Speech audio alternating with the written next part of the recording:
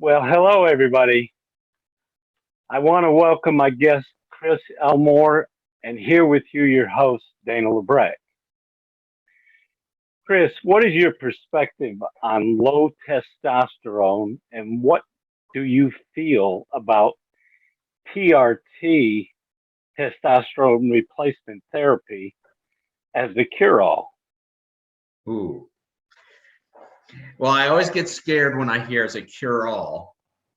And I'm going to push the question back. I am familiar with testosterone therapy. I've been around for a lot of years. So I've had doctors sit down and look at where I scraped the bottom of the bucket before.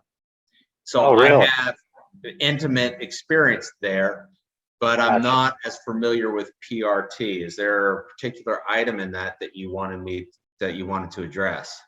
I hope I didn't say P because I said TRT. Okay. Yeah, testosterone replacement or replace therapy. Okay. Well, that It, explains. I was like, not I'm familiar. sorry, and I'm sorry. So when it comes to that, there are. It, this is going to be fun because it's like everything else, Dana. What your personal beliefs are, your personal values are going to come into play. But you also Right? have to look at what's happening to your energy levels, what's happening to your longevity. For example, I'm in my late 50s and I have a 6-year-old daughter. I can guarantee you that her energy level is wow. I Yeah. think most 6 years old have that. Yes, So there and are you different gotta things you, that you can do. and you gotta love that 6 year old energy. You really do. I mean, it's awesome. I was talking with her doctor maybe 2 weeks ago, and it was like, man, if we could just figure out what it is in their blood, let's transfuse it. That's right. And That's I would right. love that.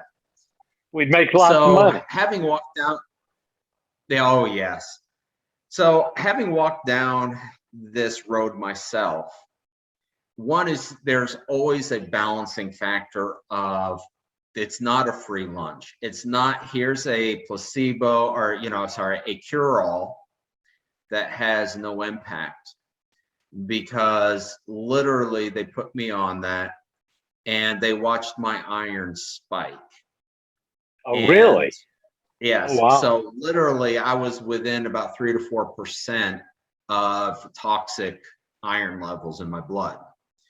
Golly. Now, yeah, so yeah, yes, there are ways around it. I could go donate blood on a regular basis, and that would keep that iron level leached out. Gotcha. I could eat less of the darker greens. I can make sure that I don't have any iron in my supplements. But just living a regular life, this is just an example. Gotcha. So and this is doctor prescribed. So I know we talked previously synthetic, steroids, weightlifting, things like that, and the impacts previously. So set that aside because that is a deep conversation with side effects. But TRT in and of itself is not without potential problems. Anytime you're introducing it from outside to inside, you run that risk. And are there benefits? Do I know, other acquaintances that run down that road? Absolutely. Do they, and they go to the gym and it's like you just get that extra level of buffness because the doctor can actually play with that within a realm and give you certain benefits that, translate to a muscular response in your body. Values. Myself, I take Tribulus.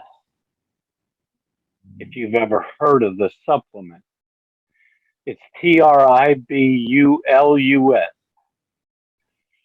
and it's testosterone, and it's supposed to boost your workout and blah, blah, blah.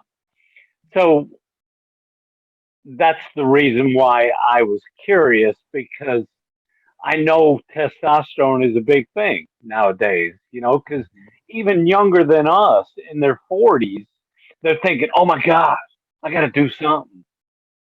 But really, technically, you do not. You just got to learn to, me personally, the way I feel about it, because my father had prostate cancer. So I'm prone to that as far as losing my testosterone and, blah, blah, blah. But at the same time, I know ways of increasing it, even if I didn't take these supplements, because I've been doing it for about 6 to 8 months. And I do notice the difference. And there's other things too. But at the same time, I watched the video today on YouTube, and it was about how so many men are losing the testosterone because it's getting lower and lower because of, they say, the different soil samples out there, the foods we eat, the sleep, all of that plays an important factor. We understand that. It's, but she's changing into a male. Yes. So, anyways, we'll leave it right there. So, my next question is, if a woman decides to convert to a man, does she and can she really understand how the male body works? Oh my goodness, you just love to throw loaded dice at me. Yes, And I'm a gambler. yes, so now we're getting into, would an individual regardless see Right, right. strength gains and muscle mass gains from testosterone? Absolutely. You're going to see that. It's foundational in the science that that's the case. I don't want to understate, though, what you just said prior to that, the impact of sleep, the impact of the sourcing of our nutrition, the type of our nutrition. Those are going to be pivotal pieces that open gateways. So if you're looking at it from a natural source, those items you just can't overstate them.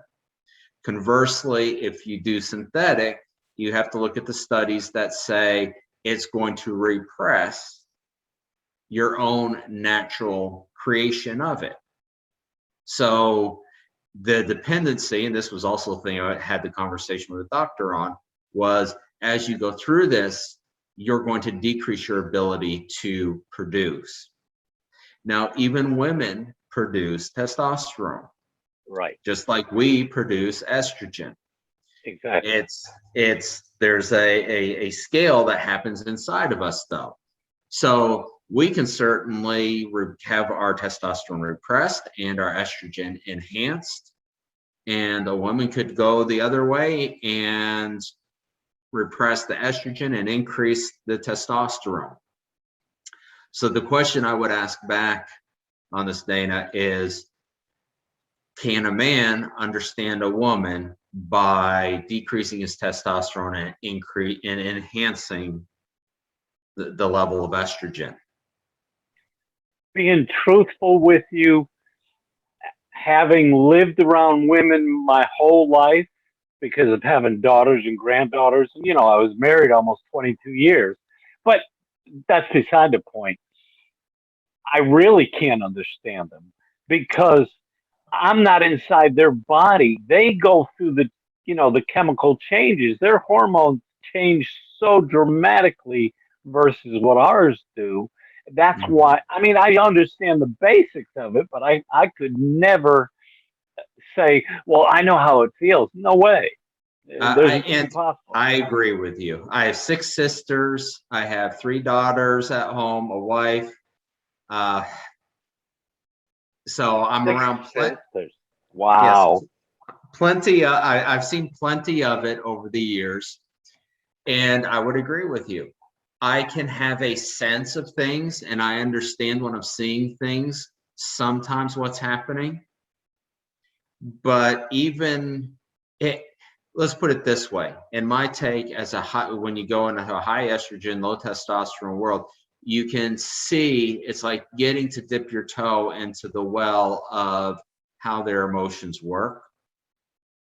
But there's just no way to understand that wiring. And I don't think, and I'll say this clearly, with very rare exceptions, because I think there are people, there are men that are just wired to think differently. I think there are women that are wired to think differently. Even in those cases, I don't think there's a complete understanding. And that is, of course, conjecture on my part. But you're absolutely right, and I really believe that that's where we could have a um, probably centuries worth of discussion on the differences between men and women because of how much different we are and how we attract each other. And it doesn't matter what that woman looks like or she doesn't, it's a matter of our personal connection to them because you know what attracted to your wife, and what she found attractive in you. So that's the thing about it is we could never say that we truly understand because we don't. I mean, there's so much about it. I mean, we have basics on it. Yes, we do. Yes, we do. And there's experts out there that are studying 8 hours a day or even longer, whatever, going to school for it. Um, Mhm. Doctors, psychologists, blah blah blah. We can go on and on because still the study is you have to listen, you have to pay attention because really that's what women want, of course. It is different wiring. And this is why it goes back to there's more to it than just our chemical composition. Absolutely. And we can shift some of that around, but in general, men, it's like you bring a problem. What's the action that needs to be done? A woman, in general, I'm hearing you. That it's just our approach is our baseline. Now we can learn, like I know that when my daughters have something that's upsetting them, it's not walk in and solve the problem. It's walk in and show them I'm listening to you. It may be, inside it's just like, okay, I want to give you, here's the solution. So, I love it. but I love it. bringing it that full circle. So yes, that you can do the chemical changes. Then you start to look at what's really the health implications of that if you start to swing it so dramatically from what your body's baseline is. Right. Very true. Do you believe that aggression can be controlled without drugs in those that society label as the criminally insane? Oh, wow. So much different, huh? Yes. And I've never made a study in this area, Dana. Have I dealt with people that I've considered overly aggressive? Yes. Can I look at it and say what is causing this and map an answer to it? No. Right.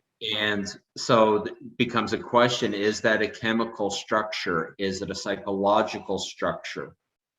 Because all of these things play in. If it's a psychological structure,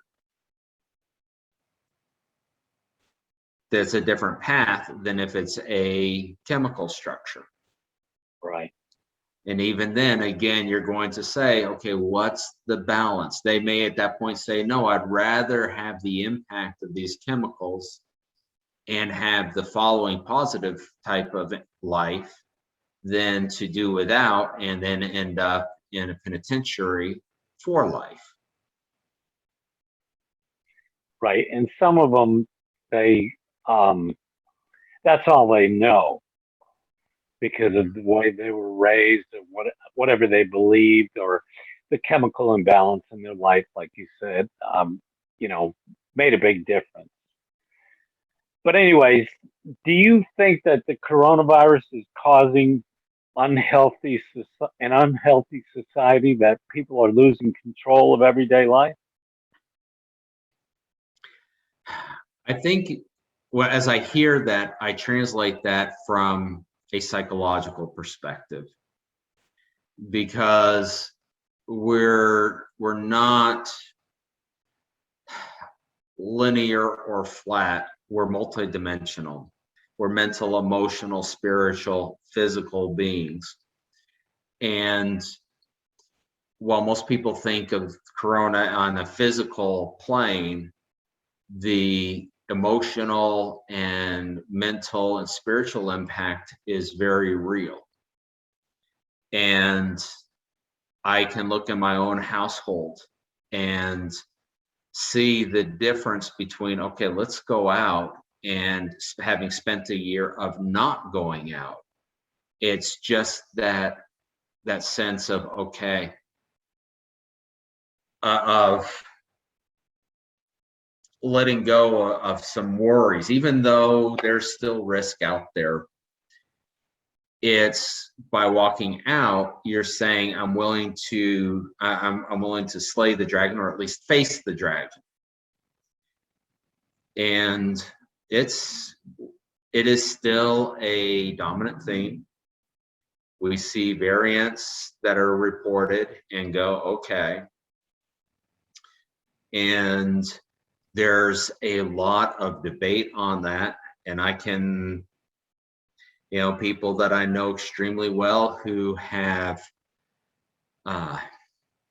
who've been vaccinated and or have had the virus and then later been vaccinated and then had the virus again and gone through just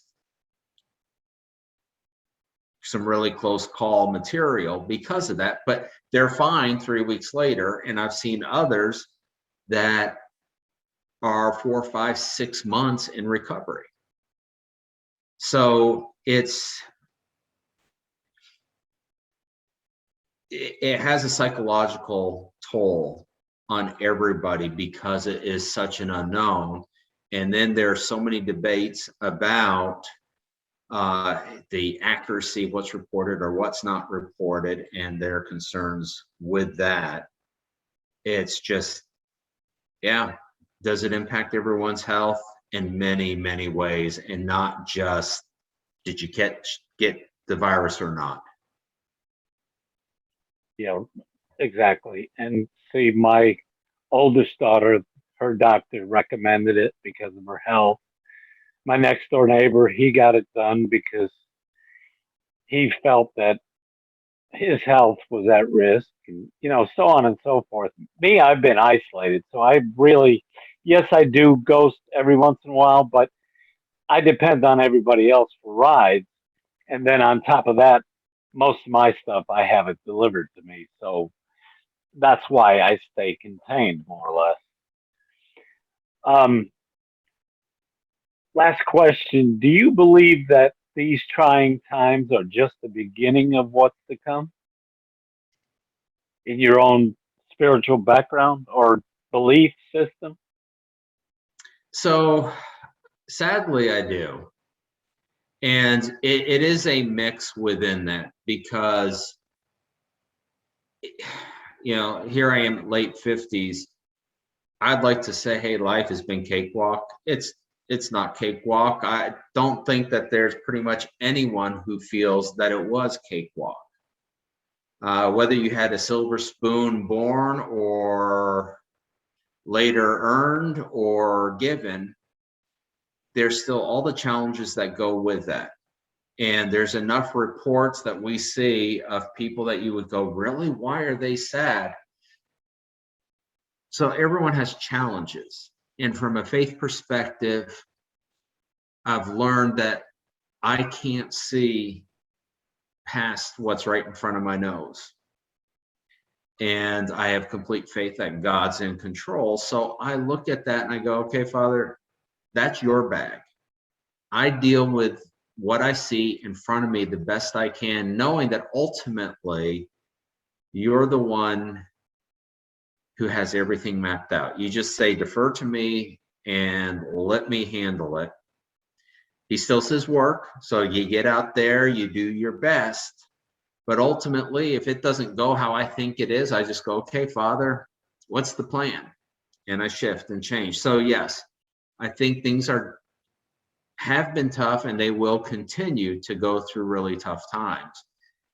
If you're relying on yourself, and I say that you is in general, but if you are relying on yourself, it's a lot tougher because then you're relying on yourself. And I'm thankful because I don't have to. See, and I've gone through a lot of bumps and bruises, even though I truly believe, but I truly believe that there are other forces that are fighting with me. And they've always been fighting with me because they know that I truly believe in God. I mean, so many times, honest, I could name so many different events that have happened, and I still walked out on the other side. And I truly believe it's because of God. I mean, because otherwise, how would I still be here talking to you? That'd be impossible. But I Yeah. listen. I honestly, I really enjoyed this. This was dynamite. I'm not even gonna kid you. So I'm gonna end it right here, and we'll just go on